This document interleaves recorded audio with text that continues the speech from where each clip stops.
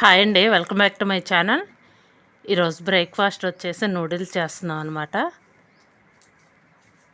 ఇక్కడ వచ్చేసి ఇంకా వాటర్ వేసేసి అందులో ఏంటంటే మసాలా ప్యాకెట్స్ ఉంటాయి కదా, అవి వేసేసానంటే ఇంకా ముందుగా వేసుకోవాలన్నమాట. వేడవకుండానే అవి గడ్డగట్టకుండా ఉంటాయి మసాలా పొడి. అందులో వచ్చేసి బఠానీ కూడా ఉందండి.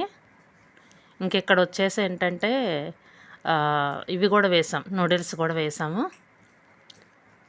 మసాలా ఏంటంటే గడ్డ కట్టకుండా వేడి అవ్వకముందే ఏంటంటే ఇంకా చల్లగా ఉన్నప్పుడే వేసుకోవాలి. వాటర్ వేసినప్పుడు ఇంకా గడ్డ కట్టకుండా ఉంటుంది అనమాట. ఇక్కడ వచ్చేసి ఇంకా నూడిల్స్ కూడా వేసుకున్నాం. నూడిల్స్ కూడా ఏంటంటే కొంచెం ఉడకనివ్వాలి.